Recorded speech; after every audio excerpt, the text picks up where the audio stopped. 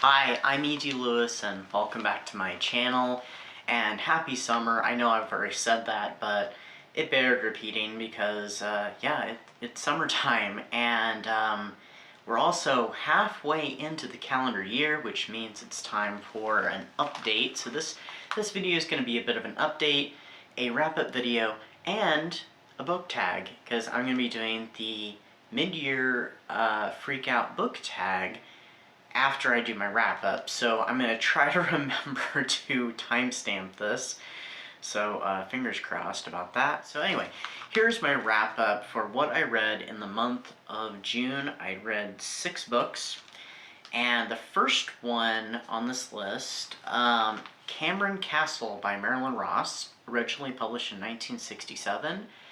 I listened to the Audible because a lot of Marilyn Ross books are hard to find out in the wild. So, Laura Coles marries Donald Cameron and they retreat to Cameron Castle.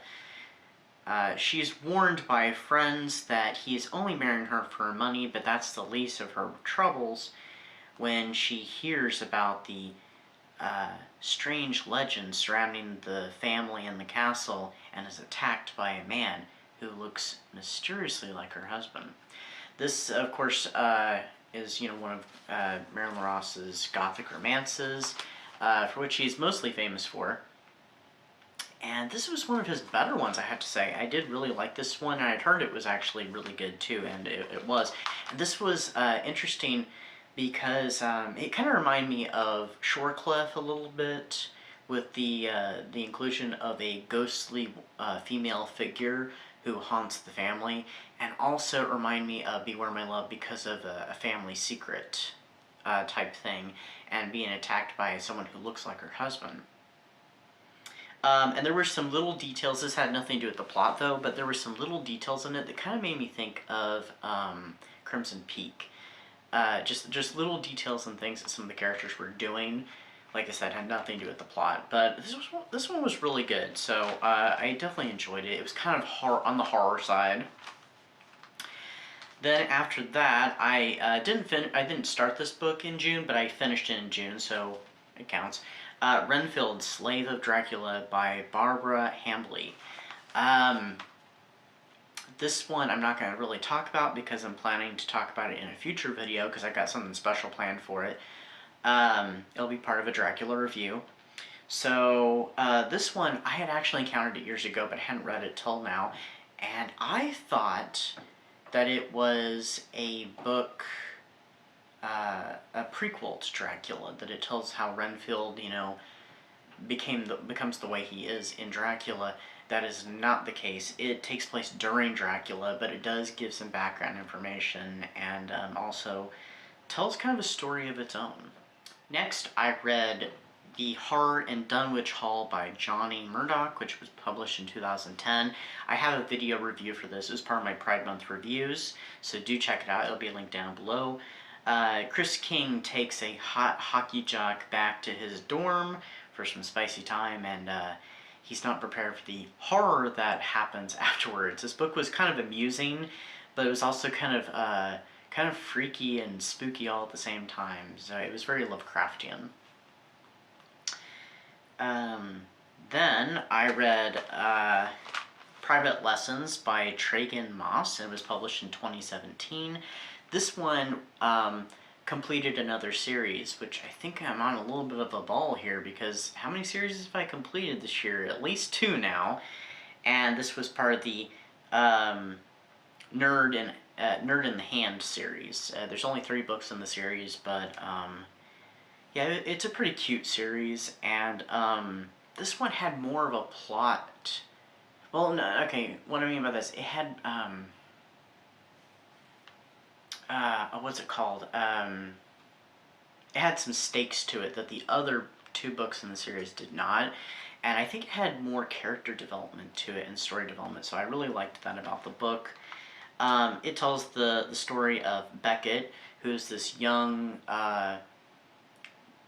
kindergarten, I think, or maybe his 1st grade teacher, I can't remember now, who is, been having a streak of unlucky in love type thing, and also he's wanting to lose his virginity. And he lives with his older brother's best friend Matthew, and his older brother is no longer alive. Hasn't been alive for years. He lost him pretty young, but he's been secretly being taken care of by Matthew in many ways, and Matthew is very much attracted to him, and so it's about their romance. So.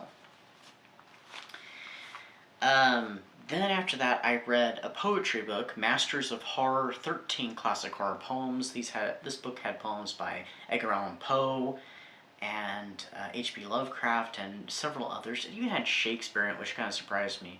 Some of these poems I was familiar with and I know, and some of these poems they were completely new to me. But it had some unexpected stuff. The Shakespeare thing really threw me because it's an excerpt from one of his plays, but it fit in with the spookiness of it, so. And then the last read I had was Grayson's Mate by Tamsin Baker, and it's a werewolf shifter romance. It's the first in a series. I'm not sure if I continued the series or not. At first I was kind of iffy about the book, and then it got better as it went. And the relationship between Grayson and Reagan, it had some really rough edges, and it had a rough start to it, but things did get better. And I mean, that does happen in real life, but it was just kind of hard to read a little bit on that. But the plot was interesting, and the world building was really cool too, so I liked that. And those are the books that I read and completed during the month. So yeah. Alright, now we're going to get on to the mid-year freakout book tag. And there are 13 prompts or questions here. And here we go. So what is the best book you've read so far in 2023? That one's an easy one, and it's still my top read thus far, and that is My Best Friend's Exorcism by Grady Hendrix. I absolutely love this book. The relationship between the characters, and the world building itself, it was just great, and then it had such an emotional end to it. It was really spectacular. I love that book.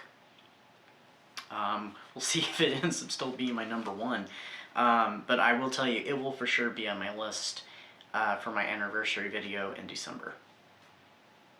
Alright, number 2. What is the best sequel you've read so far in 2023? I haven't read many sequels this year, a few, but the best one is One Girl in All the World by Kendara Blake. Absolutely loved it. It was the sequel to In Every Generation. It's a continuation of Buffy the Vampire Slayer. And, yeah, it was great. I loved it. So I can't wait for the next one, which I hope comes out next year, so we'll see. Number 3, what is a 2023 new release you haven't read yet but want to? There's a few different ones for this, and I'm going to say 2. I could put a third one, but it's going to pop up in a later question, so I'm going to save that one.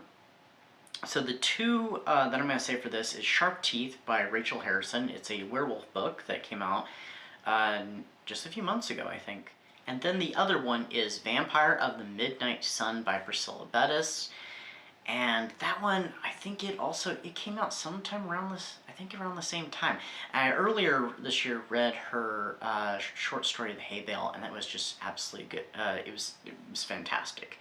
So I'm pretty sure that Vampire of the Midnight Sun is really good, and I think it's 2 stories in one. So I mean, that would be interesting. It has witches and vampires. I know that. So. Yeah, I really want to read both those, and don't know when I'm going to get to them. I actually don't have either one yet, so I need to get them before I can read them. Number 4, what is your most anticipated release for the second half of the year? I don't have one. I actually have 3, and I'm going to name them right now. You, Dracula by D.S. Crowe, which comes out Friday the 13th in October. Perfect day for it. Dead Past Midnight, which comes out sometime this summer, and that one is by Joseph Hood, and it's the 3rd in kind of a loose trilogy that I've read the first 2 books, and they are my friend Nick and Bride of Warren. Oh my god, I don't know why I couldn't remember that. I think there's so many things going on in my head right now, so I apologize. And then the third one is Autumn Crowe High, which is by Cameron Chaney. Alright, number 5. What is your biggest disappointment so far this year? This one I had to kind of think a little bit about, but I decided it was The Haunted Cave by Christopher Pike, because it was part of his Spooksville book series, and it wasn't what I thought it'd be. And then I ended up reading Goosebumps after that, like, I don't know, like a month or so later, or 2 months later, I don't know, and I fell in love with Goosebumps, so, yeah, I would say that's my number 1 disappointment. I've had a few, ones that haven't been so great, but that one, that one. Number 6, what is your biggest surprise for this year? That one's easy, My Best Friend's Exorcism, because I did not expect to love it as much as I did. And I saw the movie last year, and I thought the movie was okay. After reading the book, I'm like, yeah, that movie's not so okay. It was, it just doesn't work. The book works, the movie just doesn't. So, yeah. Number 7, who is your favorite new author, a debut author, or new to you? I'm going to have to go with Priscilla Bettis because I absolutely love The Hay Bale. And I'm going to tell you right now, that one's going to definitely end up on my list of favorite reads in December. I just don't know where on the list it's going to be, but I'd have to say probably Priscilla Bettis. Alright, number 8. Who is your newest fictional crush? There is no newest fictional crush. It's still the Vampire Lestat. I'm sorry. So, nobody's beat him yet. We'll see, though. There's not going to be. I don't think so. But you never know. Alright, number 9. What is a book that made you cry so far this year?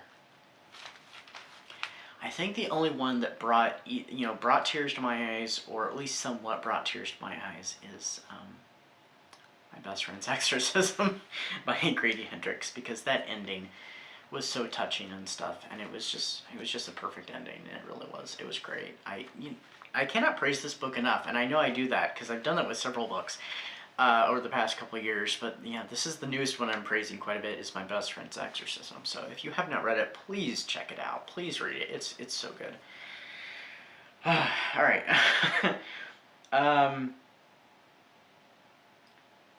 Number 10. What is a book that made you happy so far this year? I'm going to go with one I just read this technically, in the month of June, since this comes out in July. And that is Private Lessons by Tragan Moss. It was a cute story, and yeah, it made me happy. It was a feel-good one. Yeah, there was some stakes in it, and you're like, oh no, and how are they going to get through that? But it's a love story, and it was a cute one too, and it was really spicy too, so I was just like, yeah. 11. What is the most beautiful book you've bought or acquired so far this year? Alright, this book I read back in February for the Gothic Hearts Reading Challenge, and that is Music of the Night by Angela J. Ford. Just look at the cover of that. That is just awesome. That is absolutely gorgeous. So I think that is the most beautiful book I've read, that I've acquired this year. So, alright, number 12. What books do you need to read by the end of the year? Alright, so I'm going to name 3 books that I need to get read by the end of this calendar year.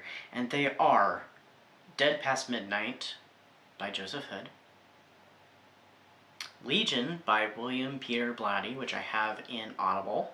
I might be buddy reading this book too. And the third one is, and this is the one that I was saving from that earlier question, and it is In Nightfall by Suzanne Young, and it just came out this year. It's on the description, it's compares it to Buffy the Vampire Slayer meets The Lost Boys, and it's kind of a gender swap of The Lost Boys. And it's also part of the book club that Amy McCaw has on Goodreads and she does live videos for.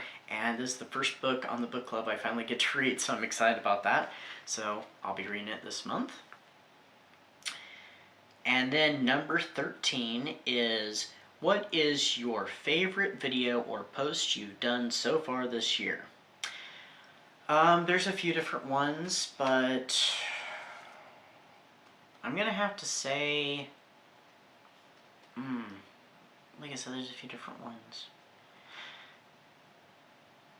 I think I'm gonna end up going with the Paxi Heart tag because of our beloved friend Pax Panic, who we lost earlier, last month. So that one, to help turn, BookTube green and to help,